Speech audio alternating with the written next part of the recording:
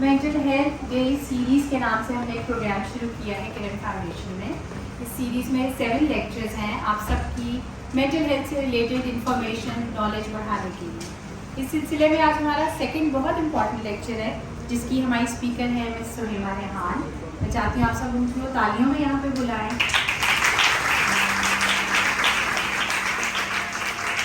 Miss सुलेमा अपना introduction खुद देगी।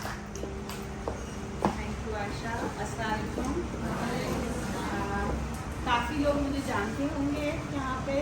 मेरा नाम सुलेमा है। मैं रेगुलर सेशंस कंडक्ट करती हूँ मदर्स के लिए भी, बच्चों के लिए भी। जितना टाइम कोशिश करती हूँ दे सकूँ दे दूँ किरण फाउंडेशन को।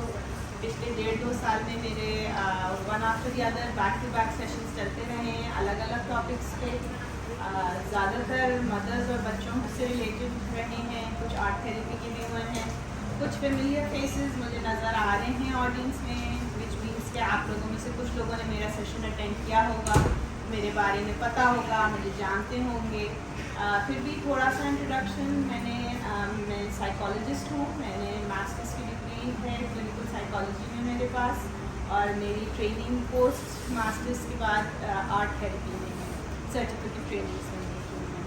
आप लोग सब यहाँ पर आए हैं विच मीन्स कि आप लोगों को mental health, psychology, psychologist, counsellor, ये टर्म्स आपके लिए फेमिलियर होंगे या आपको कोई ना कोई इनमें इंटरेस्ट होगा जहनी सेहत में। थोड़ा सा अगर हम एक अर्ली इंट्रोडक्शन चाहें, कोई अगर ये बताना चाहे कि क्या चीज़ इंटरेस्ट की आज के सेशन में आप लोगों को, और आप लोग क्यों अटेंड कर रहे हैं आज का सेशन? एनीवन? आज के सेशन में ऐसी क्या चीज़ थी जो आप लोगों को इंटरेस्ट हुआ कि अपना टाइम निकाल के आए? अदर दिन के आयशा ने डांटा, उन्होंने मुझे बताया एक ग्रुप को उन्होंने कंपलसरी किया है आने के लिए, तो जो कंपलसरी थे उनको तो आना ही था। उसके अलावा जो उनका क्या मोटिवेशन था? सो यस, एम्बेसडर मदर भी हूँ मैं और DCT एम्प्लॉय भी। अच्छा, मैंने ये सेशन इसलिए किया बिकॉज जो आपका टॉपिक था कि घर के चैलेंजेस डिजिटल दौर में, तो जो बच्चे हमारे टीन एज के होते हैं, तो इस दौर में हम उनको और किस तरह अच्छे से उनको वो कर सकते हैं। हो सकता है बहुत सारी जगहों पे हम गलत हों, हम उनको नहीं समझ पा रहे हैं, तो उसको समझने के लिए थोड़ा उनकी साइकोलॉजी को कि कैसे और बेहतर कर सकते हैं। Thank you. और कोई आज के टॉपिक में, आज के सेशन में ऐसी क्या चीज़ थी जिसने आपको मोटिवेट किया आने के लिए? तो मैं ये चाहती हूँ कि मैं अपना मोबाइल कम से कम यूज़ करूँ, और मुझे पता है मुझे आपसे बहुत सारे टिप्स मिलेंगे, इसीलिए मैंने आज का सेशन अटेंड किया। ओके, ठीक है। तो आज तक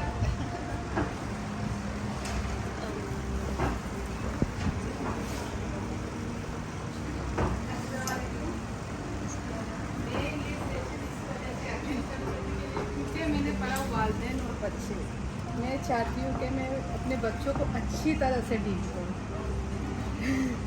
okay, let's start from the beginning.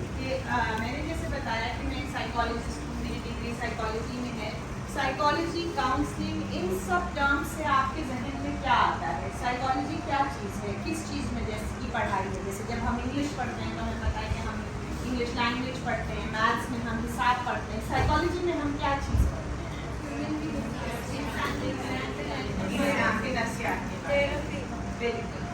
Therapy, ये एक बहुत इंपॉर्टेंट वर्ड इन्होंने बोला, थेरेपी। थेरेपी, काउंसलिंग क्या चीज़ होती है? एक थेरेपिस्ट और काउंसलर और एक डॉक्टर में क्या फ़र्क होता है? मुख्तलिफ औकात में बच्चों की जो सोचने समझने की सलाहियत है उसको कैसे परख सकते हैं, कैसे समझ सकते हैं, और उसको कैसे, जैसे आजकल का दौर जो है वो इतना हाश हो जाते हैं बच्चे, तो उसको कैसे काम डाउन कर सकते हैं? Very good. ये आपने साइकोलॉजी और ह्यूमन बिहेवियर के बारे में हमें थोड़ा बहुत बताया है, जिससे हर किसी को बैकग्राउंड है। इन्होंने जो टर्म यूज़ किया थेरेपी या काउंसलिंग, और मेरा सवाल था थेरेपिस्ट, काउंसलर और डॉक्टर में क्या फ़र्क है? तो यानी जब किसी को कोई मेंटल प्रॉब्लम होती है ना, ये खासकर मेंटल प्रॉब्लम वालों के लिए, जैसे अगर किसी को कहीं पे दर्द हो तो डॉक्टर के पास जाना है, किसी को मेंटली कुछ प्रॉब्लम है तो थेरापिस्ट के पास जाना, और वो थेरापी करेगा डिफरेंट टाइप के जो उसके मेंटल हेल्थ को सही करने के लिए? जी, मोर और लेस बिल्कुल उन्होंने सही बोला कि एक थेरेपिस्ट और डॉक्टर में जो मेन फर्क होता है वो ये होता है कि जो डॉक्टर इलाज करता है वो दवाइयों से करता है। आप किसी डॉक्टर के पास जाते हैं, अगर आपके सर में दर्द है, आपको बुखार है, नज़ला है, खांसी है, तो सबसे पहले डॉक्टर का काम एक होता है आपको प्रिस्क्रिप्शन देना कि आप एक पैराडॉल खा लें, एस्पिरिन खा लें, आप एक एंटीबायोटिक खा लें। जो एक साइकोलॉजिस्ट होता है, जो एक काउंसलर होता है, सोशल इमोशनल लर्निंग एक टर्म जो कि आजकल बहुत ज़्यादा हम इस्तेमाल कर रहे हैं, हमारे सुनने में आ रहा है। एक साइकोलॉजिस्ट आपकी सोशल इमोशनल लर्निंग से कनेक्टेड होता है। बिहेवियर मॉडिफिकेशन बेसिकली हमारा काम होता है।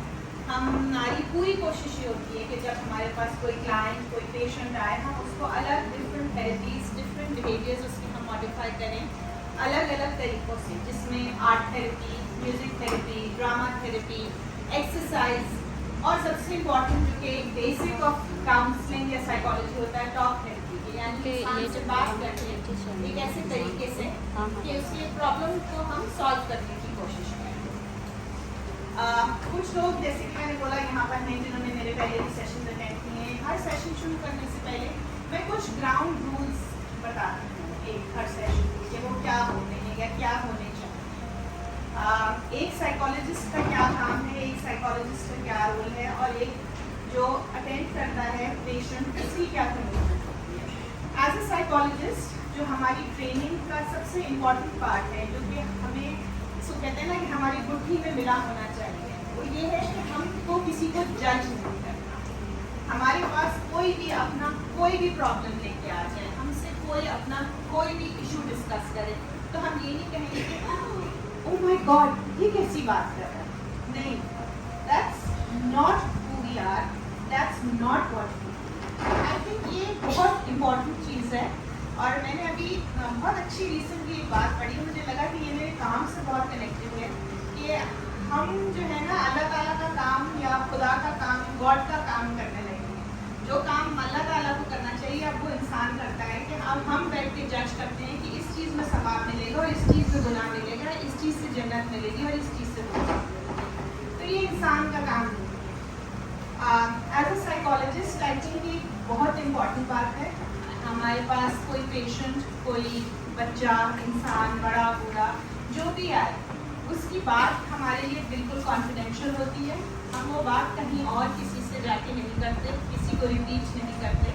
मैं अपनी टॉक्स में, अपने लेक्चर्स में बहुत एग्जाम्पल्स देती हूँ। शायद मेरी थ्योरी कम होती है, प्रैक्टिकल एक्सपीरियंस की मैं बहुत ज़्यादा बात करती हूँ। जैसे कि कुछ आप समझे थ्योरी बेस्ड होती हैं, उसमें साइंटिस्ट की रिसर्चेज और उनके नाम और एक आप समझेंगे बहुत मुश्किल टर्मिनोलॉजी होती है। उन्हीं टर्मिनोलॉजीज, उन्हीं थ्योरीज को बुक्स में या हमारी डे टू डे ज़िंदगी में, रोज़मर्रा ज़िंदगी में वो कैसे अप्लाई होती हैं, मेरी जो लेक्चर्स होते हैं वो उससे बेस्ड होते हैं। मगर फिर भी मेरी पूरी कोशिश होती है कि कोई ऐसी आइडेंटिफाइंग इंफॉर्मेशन ना हो जिससे पता चल सके कि मैं किसके बारे में बात कर रही हूँ। यानी कि मेरे पास अगर कोई भी पेशेंट आए तो उसकी बात सिर्फ मेरे हद तक ही महसूस है। बिल्कुल आप समझे, दुनिया बदल गई है। जब हम लोग छोटे होते थे, आई डोंट नो क्या एज ग्रुप है हमारे ऑडियंस का, मगर एक टीवी होता था, एक चैनल होता था, पूरा घर बैठ के रात को 8 से 9 ड्रामा देखता था। 9 बजे खबरें आती थी, खबरें अब्बू देखते थे और टीवी बंद हो जाता था, सब सो जाते थे। आजकल के ज़माने में किसके घर में ऐसे होता है? हम कितने लोग मिलके टीवी देखते हैं? एक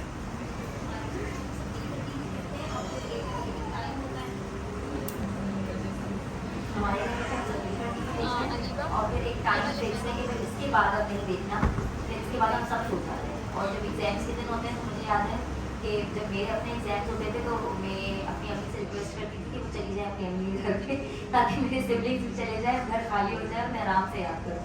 तो अब ये होता है कि मेरे जब बच्चों के पेपर्स होते हैं तो टीवी, मोबाइल सब बंद हो जाता है, तो किसी होता ही नहीं हमारे घर में। अब जब पेपर्स खत्म हो जाते हैं उसके बाद फिर उनको मिलता है टाइम देखने में।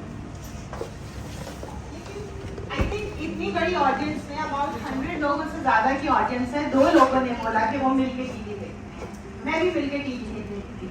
अगर कभी कुछ चल भी रहा होता है लाउंज में तो सबको यही होता है कि अभी तो बहुत ऐड आएंगे, रात को यूट्यूब पे देख लेंगे बगैर एड्स के। जनरली अगर देखा जाए तो ये माहौल अब बन गया है। अब एडवर्टाइजिंग भी अगर आप देखें, अगर आप 5 साल पहले का यूट्यूब देखें तो उसमें इश्तहार नहीं आते थे, और अब जब हम ड्रामा यूट्यूब पे तो देखते हैं तो हम कहते हैं क्या मुसीबत है, इसमें इतने इश्तहार आने लगे, उनको इतने एड्स मिलने लगे, क्योंकि उनको भी मोनेटाइज करना है। Platforms have change, times have change, हर कोई अलग अलग चीज़ें देखता है। मुझे लगता है पहले ज़माने की जो एक तरबियत होती थी वो ड्रामों से बहुत ज़्यादा बातें हम सीखते थे, क्योंकि सब मिलके एक ही प्लेन पर होते थे, एक ही ड्रामा देखते थे, उससे एक ही चीज़ आती थी, एक ही डिस्कशन होता था, तो जो पूरी फैमिली का जो रुख होता था वो एक डायरेक्शन में होता था, सबका एक किबला होता था। अब चीज़ें बहुत बदल गई हैं, हर कोई अपना ड्रामा देखता है, हर कोई अलग देखता है। मुझे शायद ये नहीं पता कि मेरे बच्चे जो ड्रामे देखते हैं वो कौन से हैं। मैं चाहे कितना भी उस पर चेक्स एंड बैलेंस रखने की कोशिश करूं, बहुत मुश्किल है रखना। मैं बहुत मुश्किल क्या, मैं I will be very Frank, I am a mother of 3, मेरे 3 बच्चे हैं, इम्पॉसिबल है। मुझे नहीं पता वो कौन सी वीडियोस देख रहे होते हैं, वो किस चीज़ को एक्सेस कर रहे होते हैं, और उस पर कॉन्स्टेंट चेक करना, उससे वो क्या चीज़ पिकअप कर रहे हैं, it is impossible for me at least. I don't no यहाँ पर कितने लोग हैं जो कि इस बात से आइडेंटिफाई कर सकते हैं और कितने नहीं कर सकते। आई नो थियोरेटिकली अगर देखा जाए तो यही होता है कि कंप्यूटर को लाउंज में रखें, एक कंप्यूटर हो, एक डिवाइस हो, बच्चों को एक्सेस ना दें, पासवर्ड ना दें, लेकिन इतने सारे पासवर्ड्स याद रखना, उनको कांस्टेंट चेक कर रखना, 3 बच्चे हैं, 3 बच्चों के पासवर्ड्स, 3 बच्चों के ईमेल्स, हर चीज़ से कांस्टेंट रिप्लाई करना, ये चीज़ें मुझे तो बहुत मुश्किल लग रही हैं एज अ मदर। इनसे हम कैसे अडैप्ट कर सकते हैं, how to be on top of all this, you know, that is what I am trying to learn. मेरा आज सुबह का ही एक सेशन था जिसमें एक मेरी बहुत पुरानी पेशेंट है, वो मेरे पास आई थी, और मैं हमेशा ये स्ट्रेस करती हूँ कि कम्युनिकेशन इज़ द की। आप अपने बच्चों से बात करें, आप उनसे कॉन्स्टेंटली उनके इश्यूज डिस्कस करें, उनसे उनकी बातें डिस्कस करें, तभी आपको पता चलेगा कि वो क्या देख रहे हैं। कहीं ना कहीं आपको उनके मुंह से एक बात निकलेगी जिससे आपको एक आइडिया होगा कि हाँ वो कौन सा गाना सुन रहे हैं, उनका कौन सा हीरो फेवरेट है, किस चीज़ को वो आइडेंटिफाई करते हैं। सो बेसिकली जिसको कहें कि the crux of my training is communication, channels of communication open होने चाहिए, तभी हम लोग एक दूसरे से कुछ सीख सकते हैं। मैं हर जिन क्लाइंट्स की मैं बात कर रही हूँ वो कुछ परेशानी से गुजर रही थी, उनका अगर मैं आपको जल्दी से बताऊं तो 10 साल की उनकी बेटी है, और कोई एक नई वेबसाइट आई है जिसके बारे में मुझे भी नहीं पता था, डिस्कॉर्ड के नाम से। तो उन्होंने बोला कि मेरी बेटी मेरे पास आई थी और उसने कहा कि मैं डिस्कॉर्ड पे अकाउंट बना लूँ। तो मैंने अपनी बड़ी बेटी से पूछा, मुझे डिस्कॉर्ड के बारे में नहीं पता था कि इसमें क्या होता है, तो मैंने अपनी बड़ी बेटी से पूछा, तो उसने कहा कि हाँ ठीक है, अपने ही फ्रेंड्स को बनाए, उन्हीं से बात करें, उसमें बच्चे गेम्स खेलते हैं और अपनी आपस में बातें करते हैं, तो ठीक है बना लें। मैंने अपनी बेटी को बोला कि सिर्फ अपनी एज ग्रुप के दोस्तों को ऐड करना, जिस तरह की माओं की जनरल रूल्स होते हैं आजकल के ज़माने में, किसी स्ट्रेंजर को ऐड नहीं करना, अपने जानने वाले बच्चों को ऐड करना, ज़्यादा टाइम नहीं लगाना, पढ़ाई नहीं निग्लेक्ट होनी चाहिए। To cut a long story short, उन्होंने अपनी बेटी को अकाउंट डिस्कॉर्ड पे बना दिया। 2-3 दिन पहले उनकी बड़ी बेटी उनके पास आया, कहने लगी कि मामा मैंने उसका डिस्कॉर्ड का अकाउंट देखा था, उसमें वो बच्चों से बातें कर रही है और वो बहुत इनअप्रोप्रिएट बातें कर रही है, उसकी लैंग्वेज ऐसी है जो कि एक 10 साल की बच्ची की नहीं होनी चाहिए, और वो उसमें बहुत सारे झूठ भी हैं उसकी बातों में। वो बहुत सारी स्टोरियाँ लगा रही है कि हमारा यहाँ पे घर है, हमारा वहाँ पे घर है, हमारा घर इतना बड़ा है, हमारी गाड़ी इतनी बड़ी है और हम इस शहर में रहते हैं, हम वेकेशन पे यहाँ गए थे। तो जो बड़ी बच्ची थी उसने कहा कि ठीक है, आजकल तो बच्चों को हर चीज़ नॉर्मल लगती है ना, कि गालियाँ तो सब देते हैं, तो मुझे उसका फिक्र नहीं है कि वो गालियाँ दे रही है, ये तो उसकी एज है, 10 साल की हो गई है, बड़ी हो गई, तो अब तो सबको गालियाँ आती हैं, मगर वो झूठ क्यों बोल रही है, ये मेरा कंसर्न है। बहरहाल वो मेरे पास सेशन के लिए आई थी, हमने सारी बात की, हर चीज़ हुई, और यही डिसाइड हुआ कि मेरा यही था कि आप आराम से जाके बेटी से बात करें। आई नो आप बहुत गुस्से में हैं, मगर अपने गुस्से को कंट्रोल करें। गुस्सा करने से कुछ नहीं होगा, बच्ची और अपसेट होगी, हर चीज़ और ज़्यादा बिगड़ेगी। अपने आप को कूल रखें, ठंडा रखें, उससे आराम से बात करें और उसको बोलें कि क्या करना चाहिए क्या नहीं। बहरहाल उन्होंने वो सब कुछ किया, बच्ची से उन्होंने उसका अकाउंट डिलीट करवा दिया। अब आज सुबह वो आई और कहने लगी कि उसका तो अकाउंट एक्टिव था। मैंने तो उसको ट्रस्ट किया था, मैंने अपनी बड़ी बेटी को बोला था कि अकाउंट डिलीट करा दो। And she was really upset and she said कि मैंने तो पहले बहुत आराम से हर चीज़ से किया, मगर अब तो मुझे बहुत गुस्सा आ रहा है और मैं I am really going to give it to her और I can not control my anger anymore. मैंने बहुत आराम से बात की, मैंने ओपन कम्युनिकेशन रखी, मैंने अपनी टोन को आहिस्ता रखा। जो एक थियोरेटिकल चीज़ें हम बोलते हैं हर सेशन में करने के लिए, वो सब आप समझेंगे। बहरहाल अभी निकलने से पहले उनका मेरे पास मैसेज आया कि यू नो अब जब उन्होंने मुझे आज सुबह के सेशन में ये सारी बातें बोली तो आप समझेंगे मेरा कॉन्फिडेंस बहुत ज़्यादा शेक हो गया, क्योंकि मुझको यही लगा कि मैंने उनके साथ एक चीज़ डिस्कस की थी और हमने ये किया था कि वो आराम से बात करती, लेकिन क्या फ़ायदा हुआ, उनके बच्चों ने उनको बेवकूफ़ बनाया। वो मेरी पेशेंट हैं, शी इज़ माई प्रायोरिटी। मुझे उनकी बात समझनी चाहिए। अगर उनको गुस्सा आ रहा है तो शायद उनका गुस्सा जायज़ है। अगर वो अपने पॉइंट ऑफ व्यू से सोचें तो किसी को भी उनकी जगह कोई हो गुस्सा आए, शायद मैं भी अगर उनकी जगह हूँ तो मुझे गुस्सा आए। और उन्होंने मुझे जब ये बोला कि मैं तो बस अब आज बच्चों को डांटूंगी और मैं इंतज़ार नहीं करूँगी, वरना मैंने जब पहले उनसे बात की थी, मेरी बेटी की तबीयत ठीक नहीं थी, मैंने उसको नाश्ता कराया, उसको दवाई दी, मैंने उससे आराम से बैठ के बात की, मगर आज वो जैसे ही स्कूल से आएंगे मैं उनका खाने के लिए वेट करती हूँ, मैं बस सबसे पहले उनसे बात करूँगी। ये वो बहरहाल she was very angry and I had to hear her out. As a psychologist I can not say no to something that you want to do. I just said कि आप जो बेहतर समझें आप वो करें। मगर मुझे भी लग रहा था कि मैं इनको क्या बोलूँ। इन्होंने एक चीज़ बहुत आराम से की थी, मगर बच्ची ने इनका ट्रस्ट ब्रेक किया और अगर इनका गुस्सा है तो वो जायज़ है। बहरहाल तो मुझे ये लगा कि मैंने दोपहर में पेरेंटिंग सेशन के लिए जाना है। एक मेरा पेरेंटिंग का सेशन ऑलरेडी जो हुआ है उसी में मुझे एक फॉल बैक हो रहा है। मैं जाके किसी और को क्या बताऊंगी कि आप क्या सही तरीका है। एक तरफ मैं बोल रही हूँ कि आप बच्चों से आराम से बात करें। ये एक आई हैं जिन्होंने अपने बच्चों से आराम से बात की, उन्होंने सारे रूल्स फॉलो किए, लेकिन बच्चों ने फिर भी उनका ट्रस्ट रोका। तो आप समझे कि मुझे लग रहा था कि मुझे तो कुछ नहीं आता, मैं जाके यहाँ 50 लोगों से क्या बात करूँगी। बहरहाल मेरे निकलने से पहले उनका मैसेज आया कि जी मुझे तो बहुत गुस्सा आया हुआ था और मैंने बहुत डांटा अपने बच्चों को। जैसे ही वो स्कूल से आए, स्कूल से घर आने से पहले क्या, मैं तो गाड़ी से ही शुरू हो गई। मैंने उनको मैसेज किया कि ये तो अकाउंट डिलीट नहीं हुआ है और आज मैंने कंप्यूटर चेक किया है और उसमें ये सारी चीज़ें हैं। और बड़ी बेटी ने कहा कि मुझे तो पता नहीं है, इसने मेरे सामने तो डिलीट किया था, मुझे नहीं मालूम। छोटी बेटी भी घर आई, उसने कहा मैंने तो डिलीट किया था, आपने ईमेल चेक कर लें, उसमें कोई नोटिफिकेशंस नहीं है, मुझे नहीं पता क्या नहीं हुआ क्या नहीं हुआ। बहरहाल जब बच्चों ने आके उनको सारी सिचुएशन एक्सप्लेन की तो उनको ये लगा कि बच्चों ने वाकई उनकी बात मानी भी थी, उनका ट्रस्ट ब्रेक नहीं किया था।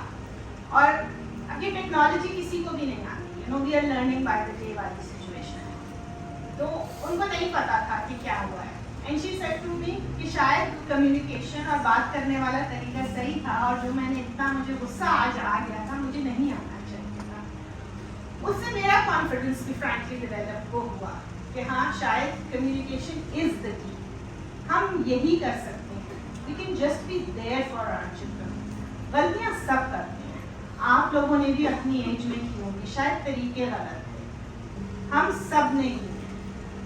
अगर आज बच्चे इनअप्रोप्रिएट बातें लिख रहे हैं, इनअप्रोप्रिएट लैंग्वेजेस लिख रहे हैं, इनअप्रोप्रिएट तस्वीरें भेज रहे हैं, इनअप्रोप्रिएट तस्वीरें देख रहे हैं, वीडियोस देख रहे हैं, गाने सुन रहे हैं, शायद 5 साल पहले, 10 साल पहले, 15 साल पहले तरीके डिफरेंट हों।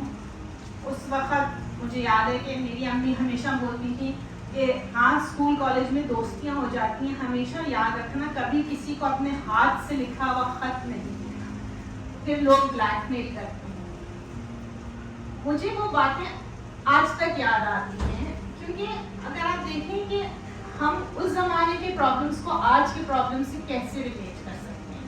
मेरी अम्मी की फ्रेंड थी, मेरी अम्मी की friend which is like 2 generations ahead, मेरे से पहले की, उन्होंने बताया कि किसी की उनकी फ्रेंड बहुत अच्छी उनकी दोस्त थी, उनकी पसंद की शादी थी, मगर वो शादी से पहले बहुत डरी हुई थी क्योंकि उनके जो उस वक्त के मंगेतर थे, मंगनी से पहले की कुछ तस्वीरें उनके पास थी और उन्होंने उनको ब्लैकमेल किया कि ये तस्वीरें मैं पब्लिक कर दूंगा और ये और वो, और वो शादी नहीं करना चाहती थी, उन्होंने डर के शादी की। उन बेचारी की शादी बस अल्लाह के नाम की शादी थी। It was very difficult, she never had the courage to walk out, मगर वो शादी है।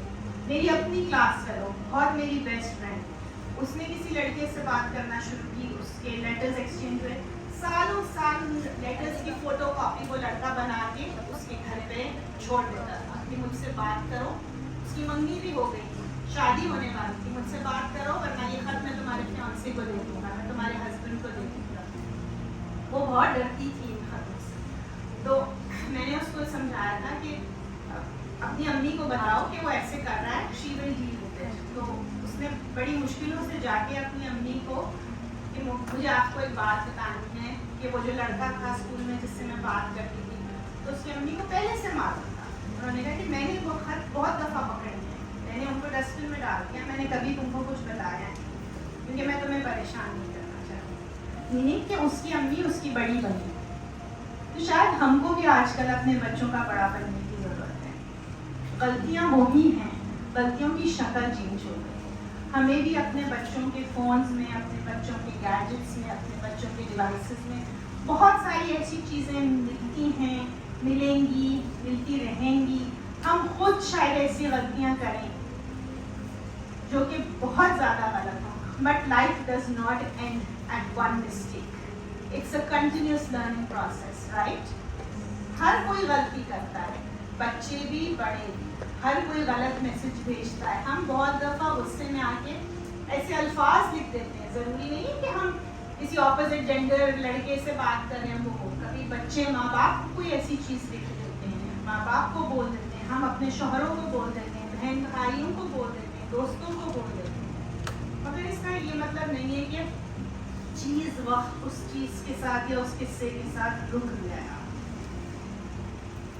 वक्त चेंज होता रहता है, ये मसले पहले के भी थे, आज के भी हैं। We can just be there for our children, we can communicate, we can keep the channels open. पिछले एक हफ्ते से जो अमेरिकन प्रेसिडेंट हैं जो बिडेन, उनकी आजकल बेटे की बहुत ज़्यादा खबरें आ रही हैं कि वो बहुत जो हैं ड्रग्स में रहे हैं। 52 साल का उनका बेटा है जो अमेरिकन प्रेसिडेंट है, वो खुद 80 ईयर्स एंड अबव। जो केस उन पर चल रहा है वो टैक्स इवेजन का है, पॉलिटिकल इश्यूज हैं। एक तो टैक्स इवेजन का कि उन्होंने टैक्सेस नहीं भरे, दूसरा कि उन्होंने कोई गन खरीदी। अमेरिका में गन्स लॉज बहुत रिलैक्स, कोई भी जाके बंदूक खरीद सकता है, मगर उससे पहले चेक्स एंड बैलेंसेस होते हैं। तो जो गन खरीदते वक्त उनसे क्वेश्चन का फॉर्म हुआ था, उसमें उन्होंने झूठ बोला। उनसे पूछा गया कि आप कोई ड्रग्स की हिस्ट्री है, तो उन्होंने लिखा नहीं। तो जो केस है वो इन दो बातों में बन रहा है, मगर जो मीडिया में शोर मच रहा है वो उनकी ड्रग हिस्ट्री पर हो रहा है।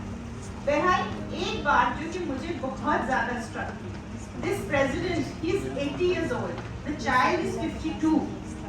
मेरे से बड़े उम्र का उनका बच्चा है, और जो वो बाप है वो शायद मेरे माँ बाप से भी बड़ा है, 12 साल बड़ा है। उसने अपने बेटे को तकरीबन 5 साल पहले ये मैसेज भेजा, एक ऑडियो मैसेज उसका मिला ड्रग्स से related, and he said, it's dad, I call to tell you I love you more than the whole world pal, you gotta get some help, I don't know what to do, I know you don't either. यानी कि हमें नहीं पता कि हम अपने बच्चों की हेल्प कैसे करें। जैसे कि आज वो सुबह मेरे पास खातून आई थी, वो बहुत अपसेट थी, and she said I don't know what to do. और जैसे मैंने आपको बताया कि मुझे भी नहीं पता कि क्या करें, क्योंकि मैंने उनको हमेशा बोला कम्युनिकेशन ओपन रखें, मगर बच्चों ने उनका ट्रस्ट ब्रेक किया, right. So this line, I don't know what to do, I know you don't either, there are no manuals, किसी को नहीं पता क्या करना है। हम अपनी तरफ से सिर्फ कोशिश कर सकते हैं। कोशिश के कुछ असूल हो सकते हैं, कुछ फंडामेंटल्स हो सकते हैं। I think trust, communication, non जजमेंटलनेस।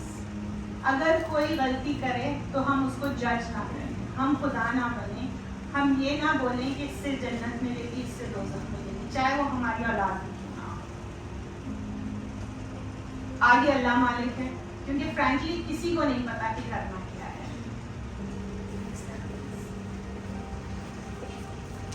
Smartphones and gadgets, what is artificial intelligence?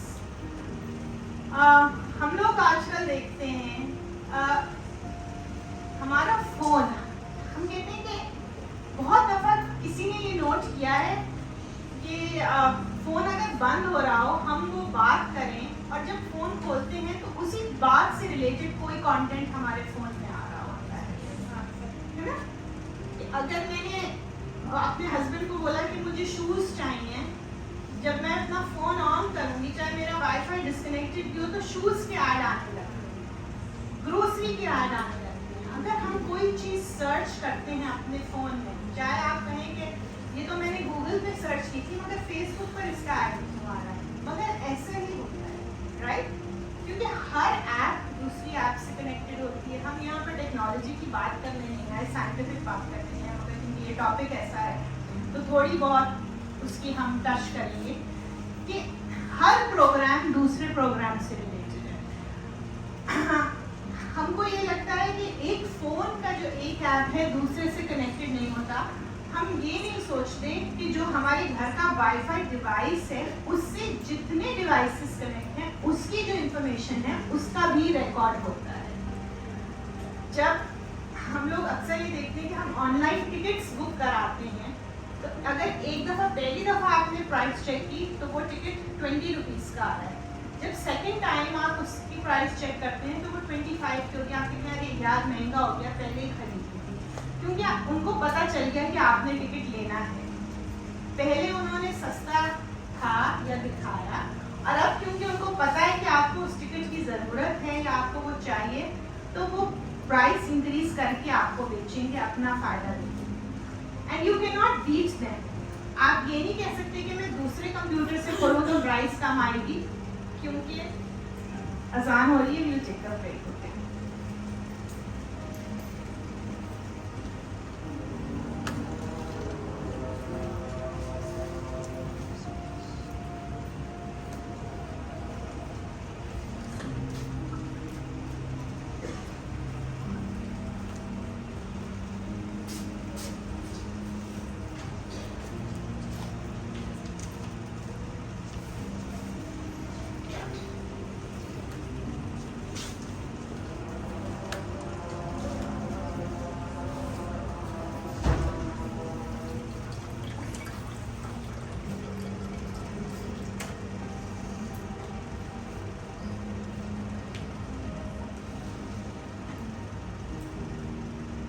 आपका जो आईपी एड्रेस होता है, आईपी एड्रेस यानी कि जो आपके वाईफाई का डिवाइस का एक कोड होता है, उस डिवाइस से क्या क्या चीज़ें सर्च हुई हैं उसका रिकॉर्ड भी होता है। तो आपके घर में जितनी चीज़ें सर्च हो रही हैं वो शो हो रही हैं, वो एक रिकॉर्ड में आ जाती हैं, उससे वो आपको टारगेट करते हैं एडवर्टाइजमेंट से। तो ये तो एक मार्केटिंग लॉ है। आप समझें कि 24 घंटे आपके ऊपर कोई सेल्समैन लगा हुआ है। जैसे हमको कितनी उलझन होती है, हम जाते हैं कहीं रोड पे, लोग कहते हैं ये खरीदने, ये खरीदने, ये खरीदने, मगर ये 24 आवर्स आप समझिए एक सब कॉन्शियस सेल्स पर्सन, एक नहीं, this team of sales person is after you.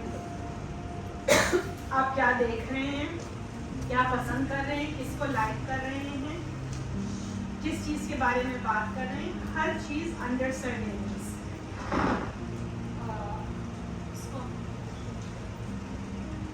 Helplines पे जैसे कि हम देखते हैं कि हम फ़ोन करते हैं बहुत दफ़ा हेल्पलाइन को, तो एक रिकॉर्डेड आवाज़ आती है, तो हमें बड़ा गुस्सा आता है। हमको ये लगता है कि किसी इंसान से क्यों नहीं बात करा रहे। कंप्यूटर्स पे भी जब हम वेबसाइट खोलते हैं तो उसमें एक ऑप्शन आता है कॉल अस और चैट विद अस। राइट?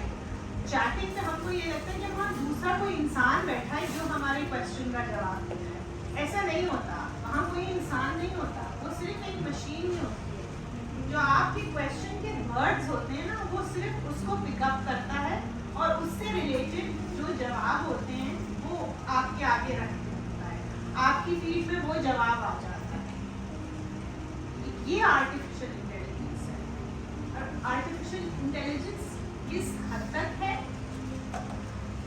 एक एक्सपेरिमेंट हुई है कि अगर दो गैजेट्स एक जगह पर हैं, अगर समझिए मैं और मेरी 12 साल की बच्ची एक ही जगह पर हम कहीं खड़े हैं और हम दोनों अपने फ़ोन से टाइप करें things to do around me of my interest, कि मुझे जिन चीज़ों से इंटरेस्ट है वो क्या है, तो जो मेरी लिस्ट की चीज़ें आएंगी वो बिल्कुल अलग होंगी उस लिस्ट से जो मेरी बेटी के फ़ोन में आएंगी। हालांकि हम दोनों एक ही जगह पर खड़े हैं, हमारे पास मिलते जुलते एक ही डिवाइसेस हैं, हम एक ही वक्त में क्वेश्चन टाइप करते हैं। जो चीज़ें मेरे पास आएंगी वो मेरे इंटरेस्ट की होंगी। अगर मेरे फ़ोन पे एजुकेशन, लाइब्रेरी, बुक्स इस तरह की चीज़ें हैं तो शायद museum, art gallery, book store, coffee shop इस तरह की चीज़ें आ जाएं। मेरी 12 साल की बच्ची ने अगर ये क्वेश्चन टाइप किया तो उसके लिए शायद shopping store, comic book store, burger house, pizza restaurant इस तरह की चीज़ें आ जाएं। This is all very innocent, you know, ठीक है, हमारे इंटरेस्ट की चीज़ हमारे सामने आ रही है। How can it take a dangerous turn? जैसे हम कहते हैं कि किसी भी चीज़ की ज्यादती बुरी होती है, किसी के लिए भी। अगर हम बड़े हैं, अगर हम कहते हैं कि कोई मजहब की तरफ जा रहा है, उसका बहुत ज़्यादा मजहब की तरफ रुझान हो गया है, वो बहुत फनाटिक हो गया है, वो तो हर बात को जो है ना इसी उसमें कनेक्ट करता है। इसको किसी चीज़ में इंटरेस्ट नहीं है, ये तो बस खाना बनाने की बातें करती रहती है, इसको दुनिया में किसी और चीज़ से लगाव ही नहीं है। ये सिर्फ किताबी कीड़ा है, ये सिर्फ स्पोर्ट्स करता है, किसी भी एक चीज़ की ज्यादती अच्छी नहीं होती। लेकिन जब हम अपने गैजेट्स के साथ जो उनका यूजेज है वो तो हमको सिर्फ एक किसी भी डायरेक्शन में लेके जा रहे हैं। अगर कोई इंसान है, उसने गूगल किया सिम्टम्स ऑफ अ हेडेक तो वो 10 बीमारियां निकाल देता है, तो आपको लगता है कि मैं तो कैंसर का मरीज हो गया, मुझे तो बस हॉस्पिटल में एडमिट हो जाना चाहिए। इसी तरह की चीज़ें रिपीट होती रहती है।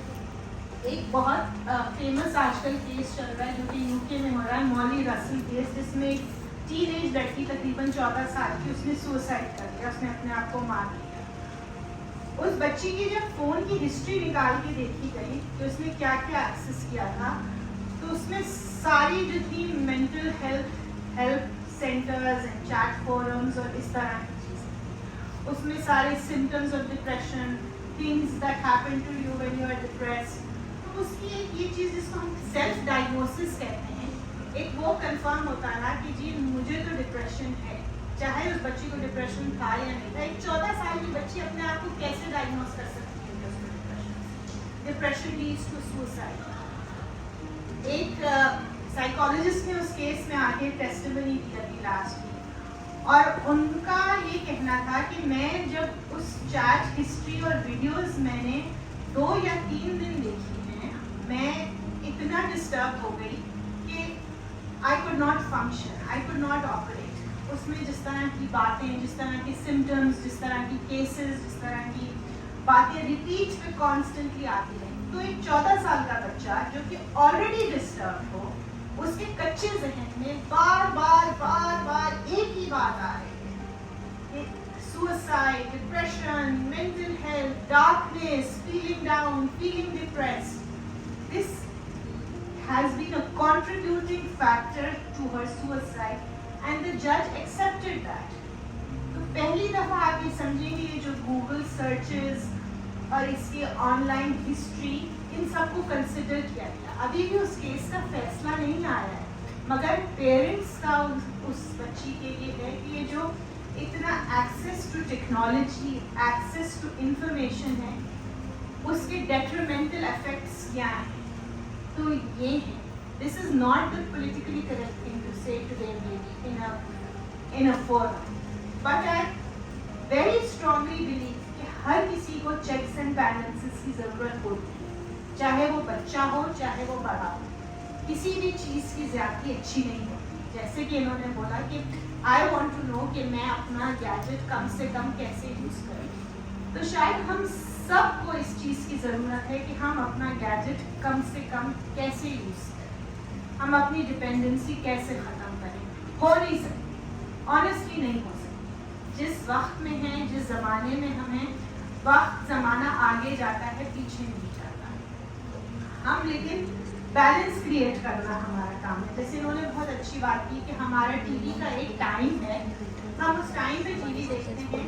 एग्जाम्स के ज़माने में फिर टीवी हम नहीं लगाते, गैजेट फोन हम नहीं यूज़ करते। अगर हम सब सिर्फ ये नहीं कि हम खुद फ़ोन पे लगे हैं और बच्चों को कह रहे हैं नहीं तुम फ़ोन नहीं देखो, तुम जाके रीडिंग करो, मगर हम खुद रीडिंग नहीं करते, तो फिर बच्चे ऐसे नहीं करते, बच्चे ऐसे नहीं समझते। मेरी क्लाइंट थी, उन्होंने मुझसे एक दफ़ा बहुत अच्छी बात की थी, it really cot my attention. She said कि मेरे 4 बच्चे हैं, मेरे सबसे बड़े से लेकर नंबर 3 बच्चे तक हर बच्चे को शायद स्कूल में ये ऐसे लिखने को मिलता है माय मदर के ऊपर। तो मेरे तीनों बड़े बच्चों ने लिखा है my mother likes to read, my mother likes to read. जब भी जिस बच्चे को भी मदर के ऊपर कॉम्पोजिशन लिखना था, डिफरेंट एज ग्रुप, 4 साल का तो फर्क होगा ही बच्चों। लेकिन मेरे सबसे जो छोटा बच्चा है उसने नहीं लिखा my mother likes to read, उसने लिखा my mother likes to spend time on her phone. तो मैं तो ऐसा नहीं है, मगर मैं तो अपने फ़ोन पे रीडिंग ही करती हूँ, मेरी जो बुक्स हैं वो मेरे फ़ोन में है। मगर एक बच्चे को ये बात नहीं पता, बच्चे को नहीं पता कि आप फ़ोन पे अपनी बहन से बात कर रही हैं, या आप वीडियो देख रही हैं, या आप बुक पढ़ रही हैं, या आप कुरान पढ़ रही हैं। जो बच्चे को चीज़ नज़र आ रही है वो ये कि माँ फ़ोन पे, वो डिफ्रेंशिएट नहीं कर सकता कि फ़ोन पे क्या कर रही है।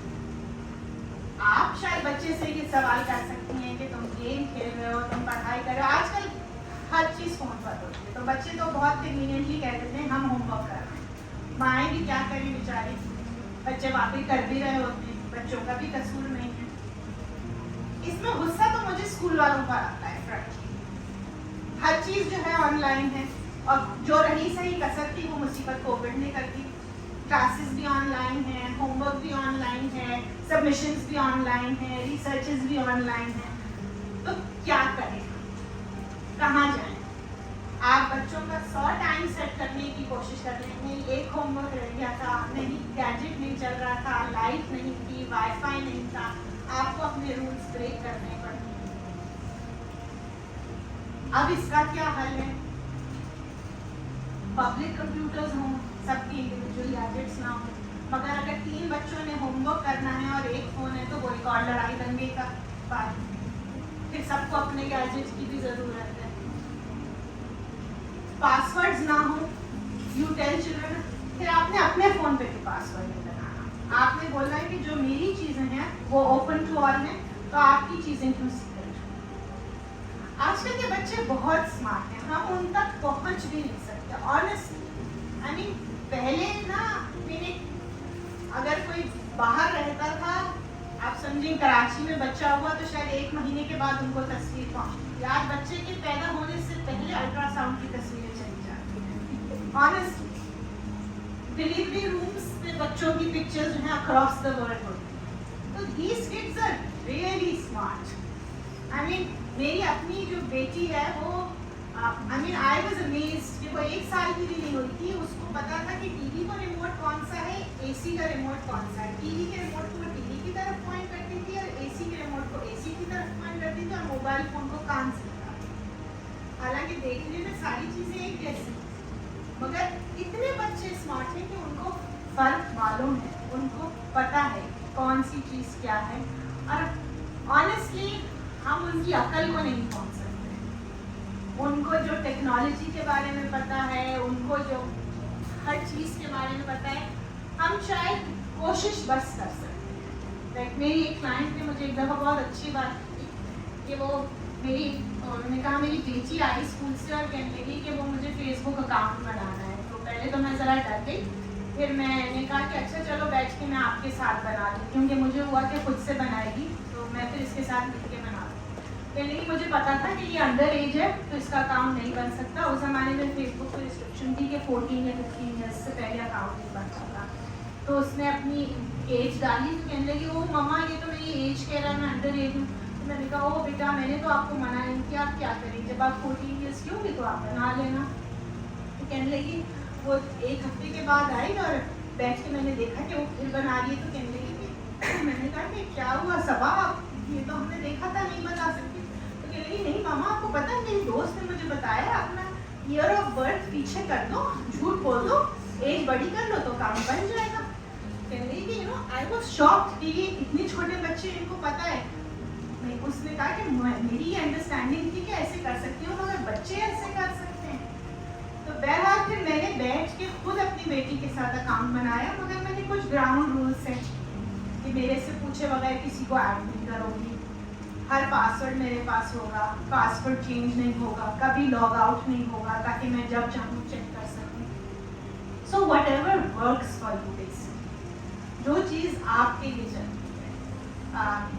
जैसे मैंने पहले कहा था कि 3 बच्चों के सोशल मीडियाज़, उनको कैच करना, उनके पासवर्ड याद करना, उनको फॉलो करना और अपना सोशल मीडिया खुद का भी फॉलो करना, इट्स इम्पॉसिबल, आप नहीं कर सकते।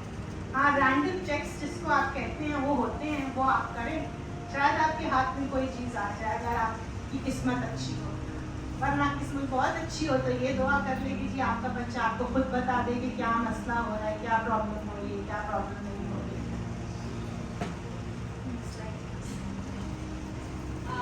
Reinforcement the rabbit hole of smart gadgets, वही जिसकी हमने बात की मौली रसल केस की, कि वही चीज़ बार रिपीट होती रहती है, एक ही चीज़। जैसे हम खुद कहते हैं कि हम फ़ोन पर बैठे वक्त कहाँ गया पता ही नहीं चला, एक चीज़ देखते हैं फिर कहते हैं अच्छा चलो दूसरी देख लें, दूसरी नहीं तीसरी देख लें और इसमें सुबह के 4 बज जाते हैं।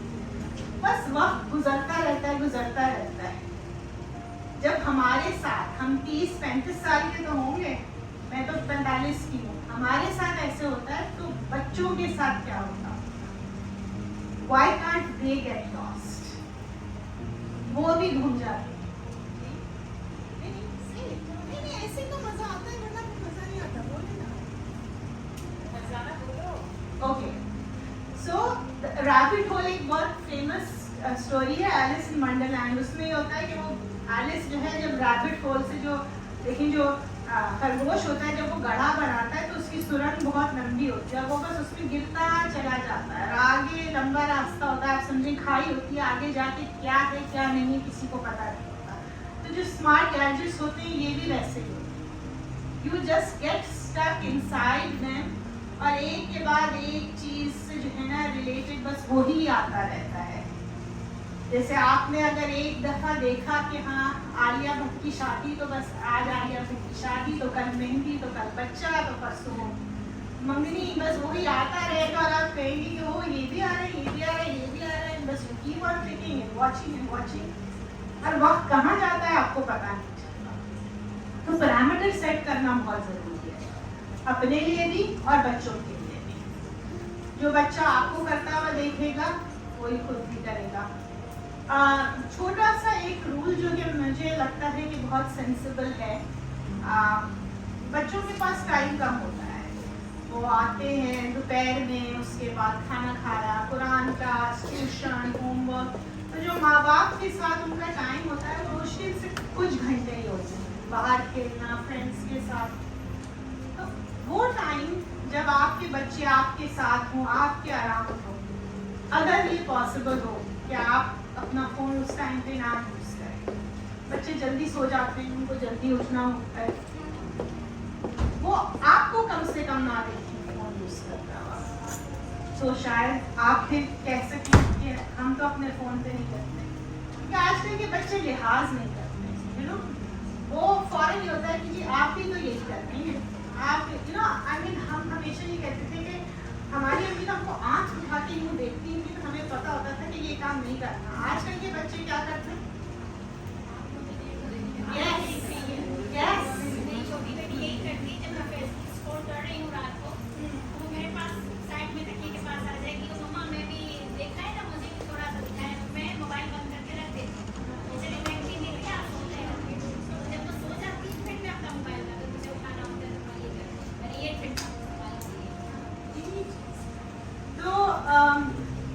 बच्चे बड़े हो जाते हैं ना, उनके ऊपर मुझे लगता है कि चेक रखना भी बड़ा मुश्किल होता है। मुझे नहीं पता कि मैं तो हमेशा अपने फ़ोन को सीधा रखती हूँ, मुझे लगता है उल्टा करके रखूँगी तो उस पर स्क्रैच पड़ जाएगा। आंखें भी कमज़ोर हो गई हैं, बनाए चश्मे की कुछ नज़र नहीं आता, तो लेकर लोन के लाइट भी मुझे बिल्कुल ब्राइट पे रखनी होती है।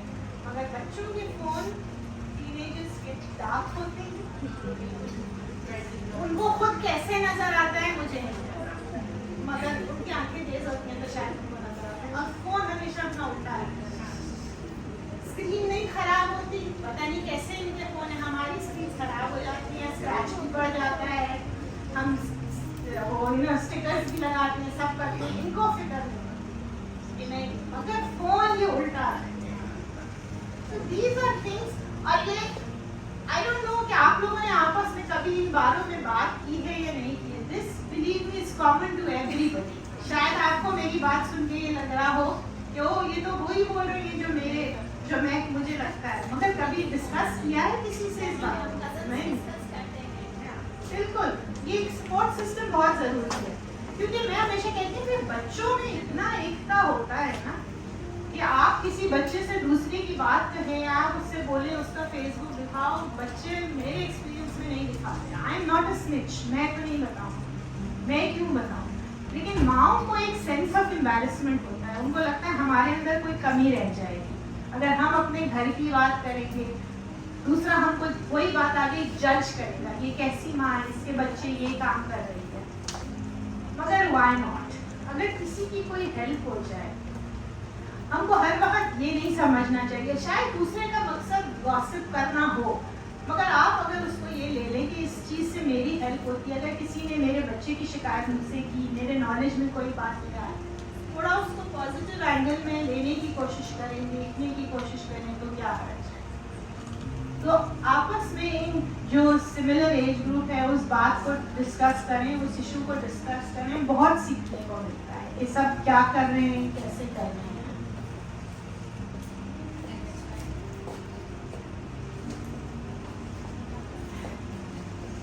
खुद मुख्तारी और अकेलापन, मौक़िफ़ी रहन सहन के तरीके। जो स्मार्टफोन की एक मुझे लगता है लाइफ है, जैसे हमने डिस्कस किया कि पहले एक टीवी शो होता था, एक टीवी होता था, हर कोई मिलकर देखता था। अब बहुत इंडिविजुअलिस्टिक सबकी नीड्स हो गए हैं। मी टाइम का जो कॉन्सेप्ट है ना, मेरा टीवी, मेरा वक्त, मेरा कमरा, मेरा गैजेट, अकेलापन अच्छा है, आई मीन डेफिनेटली अच्छा है हर किसी को। एक आई थिंक एक माँ से बेहतर कोई ये बात नहीं जानता कि मी टाइम कितना ज़रूरी है। मैं हमेशा इसकी बहुत बड़ी एडवोकेट हूँ, क्योंकि माओं के लिए जो एक तरफ से एक बच्चा बुला रहा है, हस्बैंड बुला रहा है, अपने माँ बाप की रिस्पॉन्सिबिलिटी, सास ससुर की responsibility, I mean I think जो माओं के लिए सबसे सुकून का वक्त होता है वो होता है जब बच्चे स्कूल में होते हैं, तो फिर आप अपना कोई काम कर सकते हैं, चाहे वो आपकी जॉब का काम हो, चाहे आपके घर का काम हो, किचन का काम हो। मगर इस इंडिविजुअलाइजेशन के अगर हम देखें, जो एक वेस्टर्न मॉडल है कि मेरा टीवी, मेरी पढ़ाई, मैं जो इतनी ज़्यादा एक इंडिविजुअल न्यूक्लियर फैमिली का कॉन्सेप्ट जो कि रीइंफोर्स हो रहा है, उसके फ़ायदे क्या हैं, उसके नुकसानात क्या हैं। It gets very lonely, it's a very lonely life. अगर ऐसा नहीं होता तो जो हम ये मॉडल एक आप देखें वेस्टर्न मॉडल है ना, वेस्टर्न कल्चर्स के अंदर ही होता है कि एक फैमिली है जो कि न्यूक्लियर फैमिली है, 16 साल के बच्चे हुए तो घर से चले गए, यूनिवर्सिटी चले गए, यूनिवर्सिटी से जॉब, माँ बाप पूरे अकेले रह गए, फिर ओल्ड होम। हमारे यहाँ तो ये कल्चर था नहीं, आप बन क्या है, बहुत सारे लोग बाहर चले गए हैं, बूढ़े माँ बाप यहाँ रह गए हैं, अकेले रहते हैं, फिर दोनों में से कोई एक अकेला रह जाता है, अकेलापन बहुत ज़्यादा हो जाता है, बहुत ज़्यादा रिइंफोर्स हो जाता है। So everything is connected, that is what I am trying to say. एक बच्चा जो कि शुरू से टीवी भी अलग देखेगा, खाना भी अलग खाएगा, खाना अपना अलग मंगाएगा, शॉपिंग भी अपनी खुद करेगा, एक पैटर्न सेट होता रहेगा। तो थोड़ी सी चीज़ें उसको अगर हम एसिमुलेट करने की कोशिश करें, एक साथ मिल के रहने की कोशिश करें, जैसे हम बड़े हुए हैं। कोशिश ये करें, I know it is difficult, मगर एक वक्त का खाना सब मिल के साथ खा लें। कोई एक ऐसा टीवी प्रोग्राम दिन का जो सब मिल के देख लें। सब मिल के नहीं देख सकते तो अलग अलग ही सब वही प्रोग्राम देखें, ताकि हमारे पास बात करने के लिए कोई चीज़ हो, कोई ऐसा इंटरेस्ट जिसके बारे में सब बात कर सकते हैं। अगर बच्चे फुटबॉल खेलते हैं तो माँ बाप जाके बच्चे का मैच देखें। अगर बच्चा कोई अच्छा खाना बनाता है उसके साथ मिल के खाना बना लें। कोई ऐसी इंटरेस्ट जिसमें एक कनेक्शन फॉर्म होता है, हफ्ते में 2 दिन 3 दिन अगर रोज करें, क्योंकि ये जो एक अलग अलग रहने की जिंदगी है, ये फिर मुझे लगता है कि ये बढ़ती जाए और बढ़ रही है। It's just creating a lot of issues and problems. So what is right? Like I said, no one knows what is right. You know, I mean, हम तो आज बड़े उससे खड़े होकर कह सकते हैं कि हम तो ऐसे हैं। वाकई हमारी माएँ भी शायद हमारे बारे में ये कहती थी कि हम ऐसे नहीं थे, वो भी ऐसे नहीं थे, कोई भी ऐसे नहीं होता। हमने ये बात की कि क्या सही है, किसी को नहीं पता क्या सही है, मगर क्या सही हो सकता है उसकी हम कोशिश कर सकते हैं। तो क्या सही हो सकता है, लेट्स हैव सम सजेशंस। इतनी देर से मैं बोली जा रही हूँ, अब थोड़ा सा अब आप लोग भी सजेस्ट करें क्या सही हो सकता है।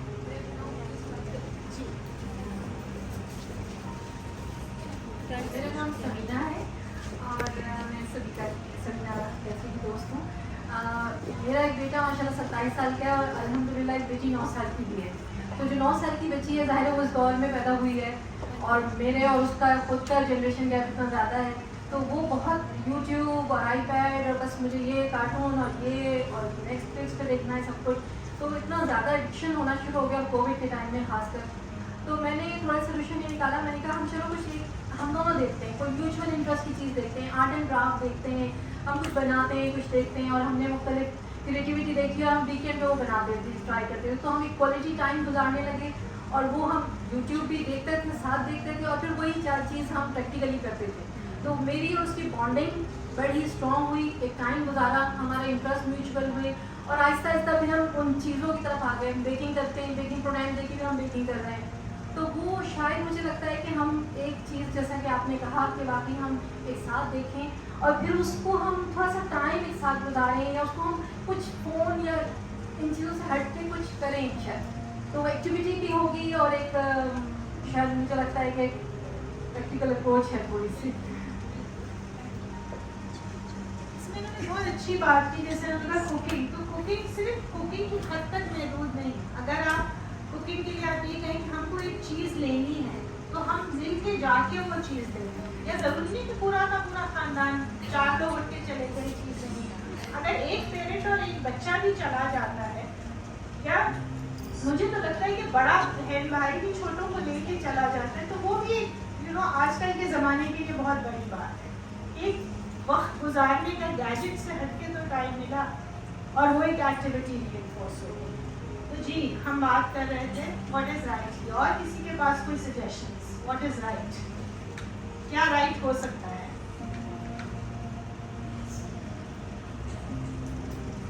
You tell me. You said that you want to use your gadget less. What can you do? जैसे लगता है मैं अपने जो मोबाइल देखने पे टाइम टेबल बना और कोई माइक ले लें।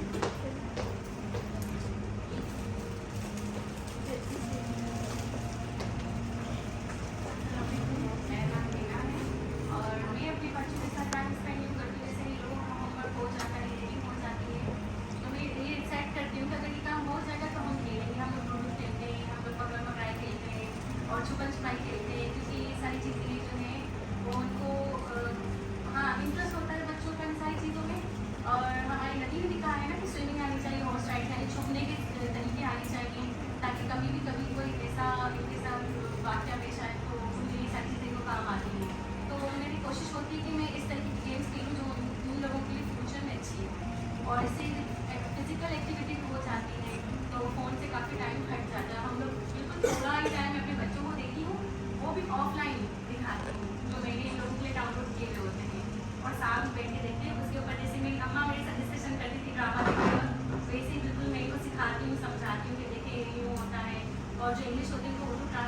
साथ इन लिसनिंग पावर भी अच्छी हो जाए।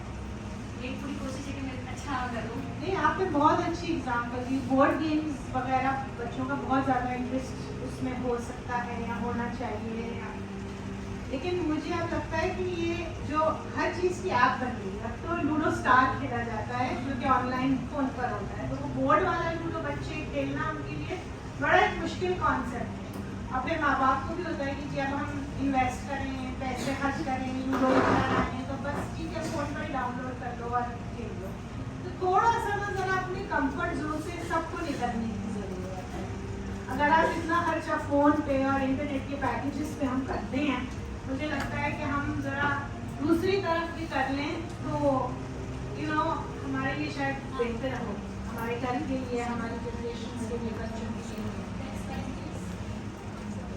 We didn't do this, हम तो ऐसे नहीं थे, जैसे हमने बात की थी।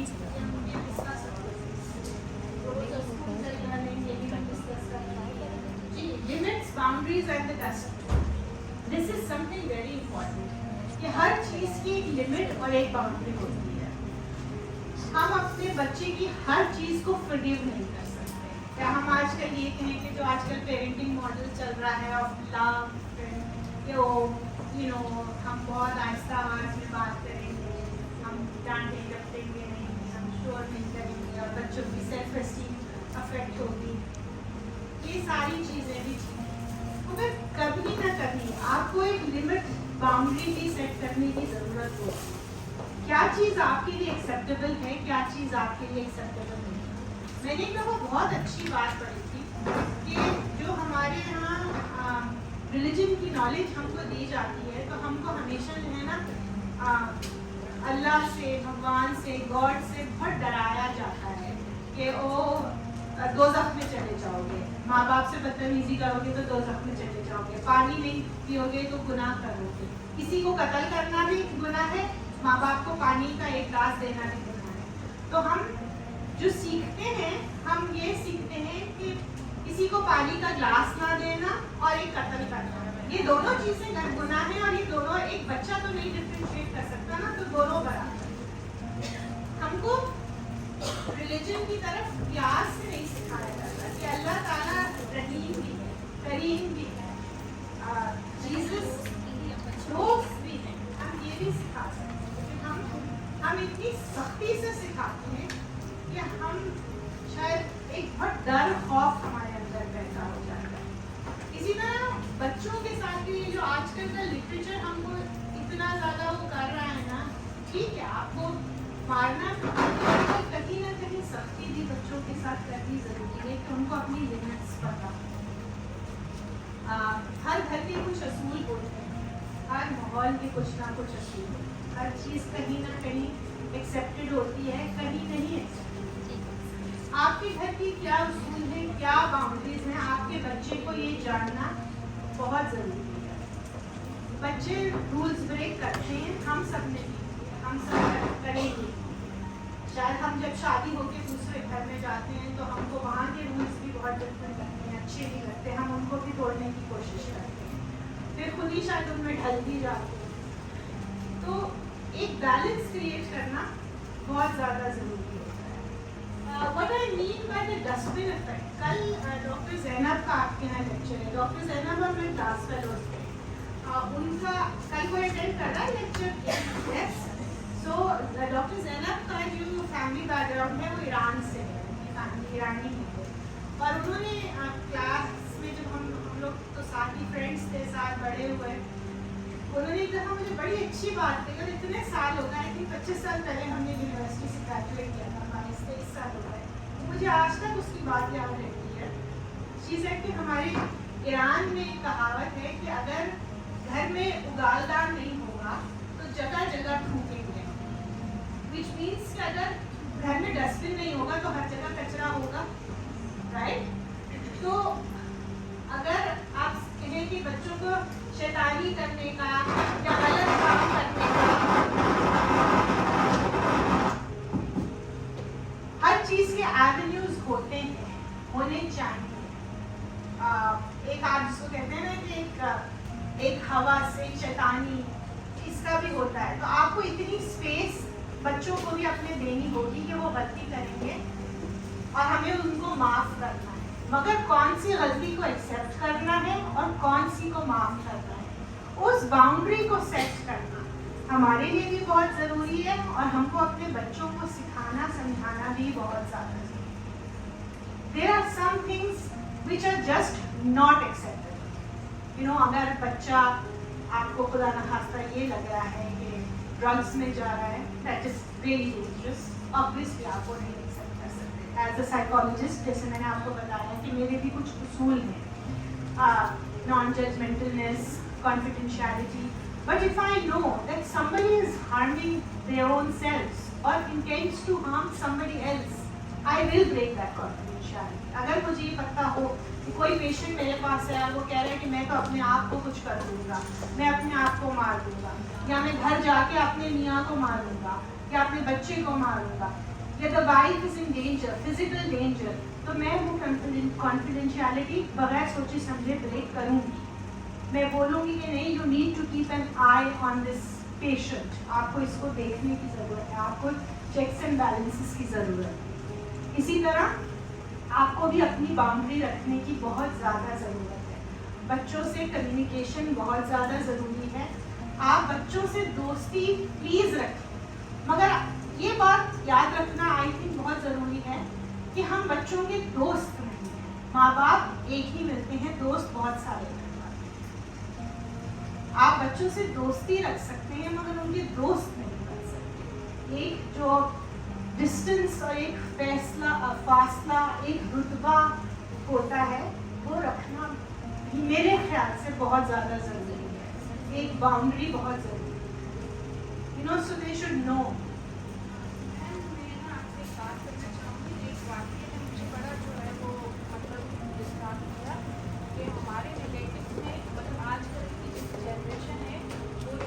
हवाले से ही, शादी के हवाले से पीछे नहीं हटते, जबकि उनके पेरेंट्स जो है वो उनको काफ़ी हर लिहाज से जो है मतलब प्यार से और ना डांट पीट के भी हर लिहाज से जो है वो उनको पीछे रखने की करते हैं, लेकिन बच्चे नहीं मानते। तो इस हवाले से आप इस पर थोड़ी सी गाइड करें। एक हद तक ही समझा सकते हैं, मुझे तो ये पर्सनली लगता है। उसके बाद आप कितना करेंगे, क्या करेंगे, आप मुझे बताएं। और किसी भी चीज़ का ब्लैक एंड वाइट सोल्यूशन नहीं होता। मैं अगर ये कहूँ कि जो सोल्यूशन मैं आपको दे रही हूँ वो शायद मेरे माहौल से फेमिलियर हो, जो आप सवाल कर रही हैं उनका क्या माहौल है, क्या फैक्टर है, हम कुछ नहीं कह सकते। मगर मैंने अपने एक्सपीरियंस में ये चीज़ देखी है कि चाहे वो बच्चा हो या बड़ा हो, आप उसको किसी हद तक ही समझा सकते हैं, उसके बाद नहीं समझा सकते। जहाँ शादी ब्याह की बात आ जाए तो एक अडल्ट होकर ही इंसान ये बात करता है। अगर लीगली आपका लॉ उसको ये राइट दे रहा है, रिलीजियसली आपका रिलीजन उसको ये राइट दे रहा है, आप कब तक रोकेंगे? ख़ासतौर पे आजकल के ज़माने में प्यार से समझा सकते हैं, ज़बरदस्ती का तो मुझे लगता है ज़माना रहा नहीं है, आप कर नहीं सकते। तो अभी आप डिटेल में हम शायद अलग से बात कर लें, तो आप मुझे बताने ज़्यादा हिस्ट्री तो मैं आपको बेहतर तरीका से समझा सकूँ। सुपरफिशियल तरीके से मुझे ये लगता है कि आप किसी को भी, और ये बात कोई भी चीज़ हो, यू नो, आई थिंक आजकल बच्चों को, मेरे पास ऐसे बहुत बच्चे आते हैं जो स्पोर्ट्स में बहुत एक्टिव होते हैं, जैसे फुटबॉलर स्कूल आपके यहाँ भी है, मगर उनके ईटिंग हैबिट्स बहुत अनहेल्दी होते हैं। अब हमारे यहाँ का जो माहौल है, कोच भी माँ है, डाइटिशियन भी माँ है, साइकोलॉजिस्ट भी माँ है, तो जो माँ का रोल होता है ना ऐसे बच्चों के साथ, माँ इनकरेज भी करती हैं ऐसे बच्चों को, मगर फिर उनके लिए संभालना भी बहुत ज़्यादा मुश्किल होता है। तो बच्चों को ये होता है कि बस माँ हर वक्त मेरे पीछे पड़ी हुई है, स्पोर्ट्स के लिए भी पड़ी हुई है, खाने के लिए भी पड़ी हुई है, पढ़ाई के लिए भी पड़ी हुई है। माँ ऑब्वियसली अपना काम कर रही है, वो यही चाहती है कि बच्चा खाए भी, पढ़े भी, खेले भी, हर चीज़ को सही से बैलेंस करे। तो अब ये इंसान के अपने ऊपर at the end of the day आ जाता है। अगर वो बच्चा खाएगा नहीं तो वो स्पोर्ट्स नहीं कर सकता, मगर ये बात बच्चे को समझना ज़रूरी है कि उसको स्पोर्ट्स के लिए परफॉर्म करने के लिए खाने की बहुत ज़रूरत है। इसी तरह जिस तरह आपने शादी ब्याह का सवाल किया, ज़िंदगी उनकी है, ज़िंदगी कैसे चलानी है अब ये वो जाने। ये जो एक चीज़ होती थी ना हैप्पीली एवर आफ्टर, ये शायद 10 भी नहीं 15-20 साल पहले की फिल्म और ड्रामा में होता था। आजकल तो फिल्में शादी के बाद शुरू होती हैं और क्या रियलिटीज़ हैं उससे। आजकल के बच्चों को मुझे लगता है बहुत प्रैक्टिकल आइडिया है of what life can offer and offers. तो शायद वो एक जो रोमांटिसाइज्ड विजन था वो अब नहीं इतना नहीं आता, मगर जिंदगी उनकी होती है, फैसले उनको करने होते हैं, हम ज़बरदस्ती किसी में नहीं कर सकते। तो I think that's about the end of my slides. अगर any questions, any comments, I would love to know. जैसा कि आपने कहा ना कि हमें मोबाइल बच्चे देखते हैं मगर ये नहीं होना चाहिए। देखिए अगर कोई बच्चा है बार बार मोबाइल लेता है और जब उसकी माँ उसको मना करती है कि हर बार मोबाइल नहीं, वो आपकी स्टडी भी इफेक्ट हो रही है, आप कुछ काम भी नहीं कर सकती, फिर अपनी अम्मी की सुनती ही नहीं है, तो उसका क्या है? आई थिंक माँ को पहले तो उसको समझाना चाहिए कि क्यों मना कर रही है मोबाइल से, और बच्ची से माँ को ये पूछना चाहिए कि वो उसकी बात क्यों नहीं मान रही, और फिर फ्री एक्सेस जिसकी हम पहले बात कर चुके हैं, टाइम टेबल सेट करना चाहिए कि इसके अलावा बच्ची को ये समझाएं कि आप इस टाइम के अलावा मोबाइल ना यूज़ करें, ये हमारे घर का असूल नहीं है। फिर घर में कोई भी ना जैसे सो एनीवे मैं ये कह रही थी कि फिर आप बच्ची को समझाएं कि ये हमारे असूल हैं। फिर आप शायद इतना फ्री एक्सेस ना दें, आप अपने थोड़े से ये रूल्स रखें कि हमने इतने का पैकेज दिया है और ये इतने दिन चलेगा और ये इतने दिन चलाना है, अगर नहीं चला ख़त्म हो गया तो फिर ये आपकी रिस्पॉन्सिबिलिटी है, हम नहीं डालेंगे, हम नहीं अफोर्ड कर सकते। फिर जब डेट आएगी अगला पैकेज डलाने की हम उसी वक्त डालेंगे पैकेज। तो शायद बच्ची को ये समझ आ जाए कि अगर मैं एक दिन में बहुत ज़्यादा यूज़ कर लूँगी तो मेरे पास अगले दिन के लिए नहीं होगा, तो वो उसको बैलेंस करने की कोशिश करें। चीज़ें ख़राब भी हो जाती हैं, आप ये बोलें कि हम बनवाएंगे नहीं, या अगर ख़राब हो गई है तो थोड़े दिन कोशिश कर लें बगैर उसके गुजारा करने की, ये ना चले। अब अपने सिचुएशन के लिहाज से उसको मॉडिफाई करने की ट्राई करें। जी, एनी क्वेश्चंस, कमेंट्स? अस्सलाम वालेकुम मैम, मैं जैसे कि आपको बताना चाहती हूँ कि मैं सिंगल मदर हूँ, यहाँ पे सबको पता भी है। मैंने ये देखा है कि जहाँ पर ये जॉइंट फैमिली सिस्टम है, चाहे वो ननिहाल है या ददेहाल है, मैं किसी एक का नाम नहीं ले रही, लेकिन वहाँ पर ये बहुत ज़्यादा प्रॉब्लम आ जाती है कि माँ जिस चीज़ से मना करेगी तो कोई और कहेगा नहीं नहीं ये बिल्कुल ठीक है, ये कर लो बेटा, ऐसे नहीं ऐसे कर लो, तो इसमें ना बहुत ज़्यादा प्रॉब्लम होती है। और जब से मेरी बेटी वो यहाँ पे जो एडमिशन हुआ है तो मैं वो किरण को बहुत थैंक करना चाहती हूँ कि वो मेरी और मेरी दो बेटी की बहुत अच्छी सी फिर दोस्ती हो चुकी है।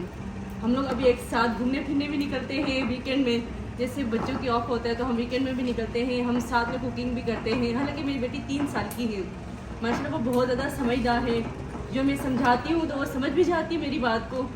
और छोटी बच्ची है, कभी ज़िद करती है, लेकिन ये है कि वो ज़्यादा मेरी बात को समझ जाती है। और अब हमारी बहुत अच्छी जो है दोस्ती हो चुकी है। तो ये है कि मैं ये कहना चाह रही हूँ, जैसे सॉरी मैं आपकी बात कर रही हूँ,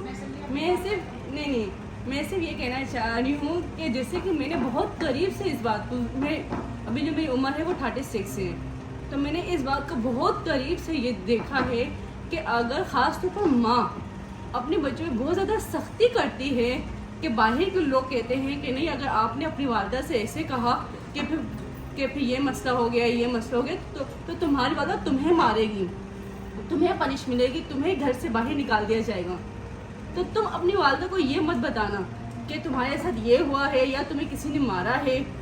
तो मैं सिर्फ ये कहना चाह रही हूँ कि यहाँ पे ज़्यादातर तो ज़्यादातर जो मदर्स ही हैं तो थोड़ी वो जो है वो दोस्ती इतनी रखें कि खुदा ना खास्ता अगर कल आपकी बेटी या बेटा जो भी है उसके साथ कोई मसला होता है, चाहे अच्छा हो या बुरा हो, लेकिन वो कम से कम आपको आके शेयर करें कि मामा हमारे साथ ये मसला हुआ, हमें फलां ने मारा या हमसे प्यार से इस तरह से बात की या कुछ दिया। बात की थी कि कम्युनिकेशन जो है वो बहुत ज़्यादा जरूरी है, वो बिल्कुल चैनल्स ओपन रखने चाहिए हर तरीके से, जैसे भी सब कुछ होना चाहिए। कुछ तो लेकिन ये है कि मेरे जो करीब से मैंने देखा है वो इतनी दोस्ती होनी चाहिए। नहीं, बिल्कुल आप सही कह रहे हैं, दोस्ती होनी चाहिए। माँ का जो है वो सब रोल सामने है, जिसकी हमने पहले भी बात की कि बैलेंस क्रिएट करना, बैलेंस हर सिचुएशन के लिए ज़रूरी है। क्योंकि हम अगर देखें तो खाने में नमक ना कम अच्छा लगता है ना ज़्यादा अच्छा लगता है, बैलेंस होना चाहिए। तो ज़िंदगी के कहते हर पहलू में बैलेंस की बहुत ज़्यादा ज़रूरत है। जी पीछे हमें बच्चों को स्पेस देनी है और ये मुझे लगता है कि शायद हम नहीं देते। मैं अपने बच्चों के एक्सपीरियंस से भी, जो बच्चा मेरा पहला बड़ा था तो मैं हर छोटी छोटी बात को डांटती थी, मुझसे डरता था, अपने स्कूल की गलतियाँ मुझे नहीं बताता था आकर और उसकी वजह से नुकसान होते थे। तो अब मैं वही तजर्बे से अब मैंने सीखा है वाकई, और आपकी बात बिल्कुल सही है कि हम सबको यहाँ ये बहुत सीखने की बात है। हमने भी गलतियाँ की हैं तो हमारे बच्चे भी गलतियाँ करते हैं और कर सकते हैं। हमें बहुत ज़्यादा, ये पॉइंट आपका बहुत ज़बरदस्त था और बाकी शायद सबको इस पर सोचने की ज़रूरत है कि हमें अपने बच्चों को ज़रूर स्पेस देनी चाहिए और उन्हें ये फीलिंग देनी चाहिए कि अगर हम बताएंगे तो हमें माफ़ किया जा सकता है या सुना जा सकता है। ये बहुत ही अच्छी बात है। Thank you for listening. I hope कि कुछ सबका टाइम ज़रा प्रोडक्टिव गुजर गया होगा।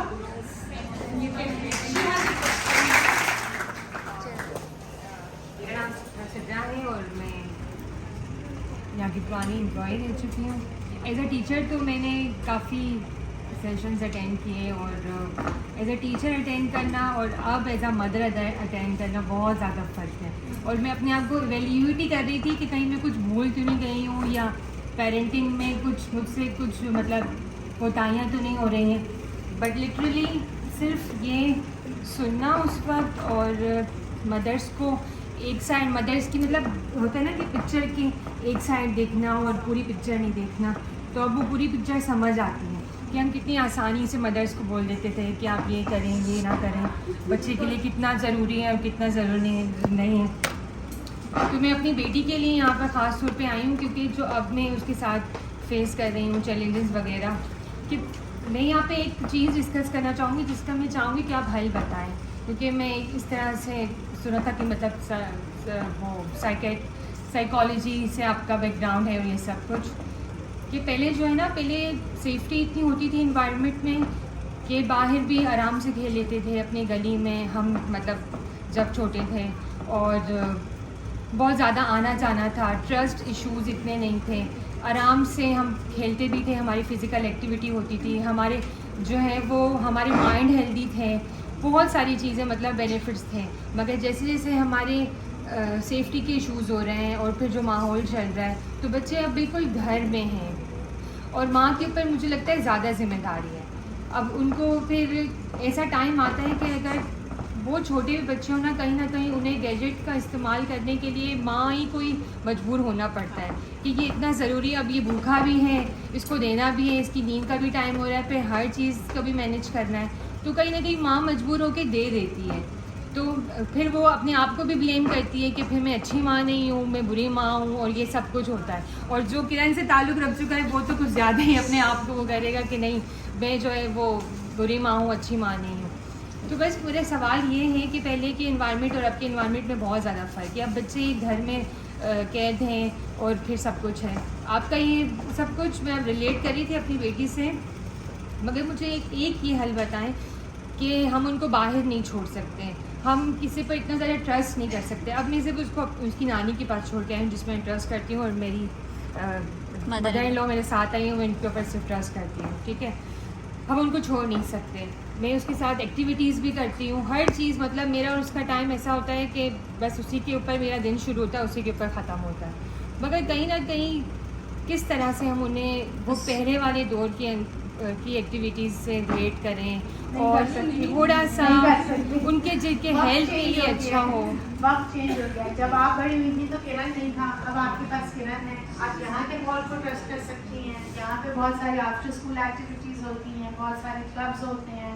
आप माशाल्लाह एक ऐसी जगह पे बैठी हैं, आपको एक्सेस है इसका, और इस तरह की कोई ना कोई सेफ स्पॉट्स आपको ढूंढने पड़ेंगे।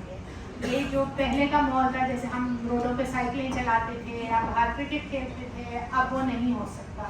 अब शायद हर चीज़ सुपरवाइज्ड हो गई है, छोटे छोटे क्लब्स बन रहे हैं, चाहे फुटबॉल का हो, बास्केटबॉल का हो, एथलेटिक्स का हो। तो हमको आजकल के माहौल के हिसाब से चीज़ें ढूंढनी पड़ेंगी, देखनी पड़ेंगी, करनी पड़ेंगी। कोई ऐसा there is no ideal time, there is no ideal time. आपको पता है कि पंजाबी में एक कहावत है कि जैसे जैसे पौड़ियाँ चलती वैसे वैसे पता चलती। जैसे यानी कि जो जो सीढ़ी चढ़ोगी तो पता चलेगा। जब बच्चा 1 साल का होता है उसके अलग डिमांड्स होते हैं, जब 20 साल का होता है अलग होते हैं, जब 40 का होता है उसके अलग डिमांड्स होते हैं। आप अपनी मदर इन लॉ से भी पूछ सकती हैं और अपने छोटों से भी पूछ सकती हैं। हर बच्चे की अपनी जिम्मेदारी है। वंस माँ बन गई you are committed for life. चाहे आप वर्किंग मदर हैं, yes ideal time, what is the ideal time to give this birth? Yeah, just like very young babies, like they are under 5 years. There is no ideal time. You know, there is no ideal time. जैसे आजकल वक्त change हो रहा है, मैं देख रही हूँ कि बच्चे प्री नर्सरी के बच्चों की ऑनलाइन क्लासेस हुई हैं, उनको भी 20 मिनट के लिए उनके वीडियोस आते हैं, उनके होमवर्क आते हैं। वक्त के लिहाज से, डिमांड के लिहाज से, जितना मैं तो यही कहूँगी कि जितना दूर रख सकते हैं रखें, मगर आजकल आप दूर रख नहीं सकते। जैसे मेरे एक पेशेंट थी तो उसने मुझे बोला कि मेरी अम्मी ने मुझे जो है इंस्टाग्राम का अकाउंट बना दिया था जब मैं 10 साल की थी, मगर मेरी छोटी बहन को अभी तक अलाउ नहीं है मेरे घर में बनाना। तो फिर खुद ही कहने लगी कि शायद मेरे पेरेंट्स को उस वक्त पता नहीं था कि इंस्टाग्राम अकाउंट बनाने के नुकसान क्या हो सकते हैं, इसलिए उन्होंने मुझे अलाउ कर दिया। मगर अब क्योंकि इंस्टाग्राम को 10 साल हो गए तो जो उसके फ़ायदे और नुकसान सामने आ गए, तो इसीलिए वो मेरी बहन को अलाउ नहीं कर रहे हैं। क्योंकि ये चीज़ और टेक्नोलॉजी और वक्त इतना जल्दी जल्दी चेंज हो रहा है कि हमको भी नहीं पता उसके कितने फ़ायदे हैं, क्या क्या नुकसानात हैं, क्या नहीं है।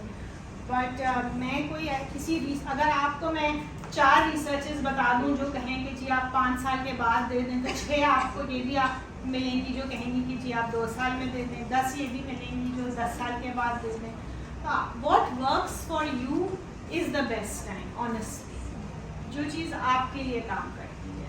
कि ये जो थ्योरीज और रिसर्चेस और किताबें होती हैं ये एक हद तक काम करती हैं, मगर ये हर किसी के लिए सिचुएशन नहीं होती। आपने जो कहा था ना कि क्या सही हो सकता है, मेरे ख्याल से तो अगर हम ऑल्टरनेट चीज़ें दें ना कि ये नहीं अगर ये बोले कि ध्यान चाहिए कि ये भी हो सकता है, तो फिर थोड़ा सा फायदा है। हाँ बिल्कुल, ऑल्टरनेट देना तो बहुत ज़रूरी है, मगर हर दफ़ा ऑल्टरनेट दे नहीं सकते ना। जैसे अब कोविड के ज़माने में क्लासेस हो रही थी तो अब बच्चों को होमवर्क करना है, आप क्या उनको ऑल्टरनेट देंगे? उस वक्त जो हमने कोर्स करा था वो बहुत अच्छा था, बच्चे कुछ कह नहीं सकते। ठीक है, I think thank you very much for your time.